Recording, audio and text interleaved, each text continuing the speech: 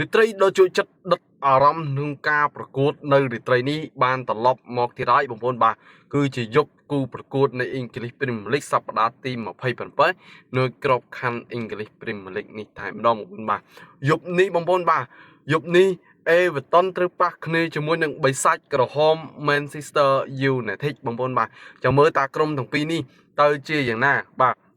ហើយយប់មិញ Arsenal បានលុតបាទស្ពើយ៉ាងចាស់ដៃតែម្ដងបងប្អូនបាទលទ្ធផល4-1ក្នុងការប្រកួតនៃរាត្រីយប់មិញបាទហើយយប់នេះបងប្អូនបាទចាំមើលតើបិសាចក្រហម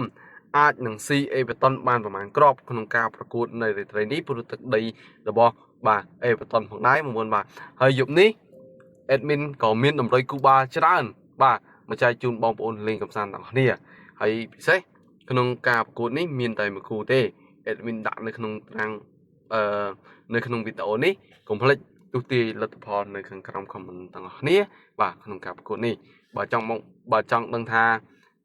admin ឲ្យតម្រុយគូបាល់អីខ្លះកុំភ្លេចចុចទៅ bio TikTok របស់ admin ឬក៏ description នៅលើ Facebook page តោះកុំភ្លេចវីដេអូជាមួយ admin ទាំងអស់គ្នា follow like share ឲ្យ admin ម្នាក់មួយផងបងប្អូនអរគុណ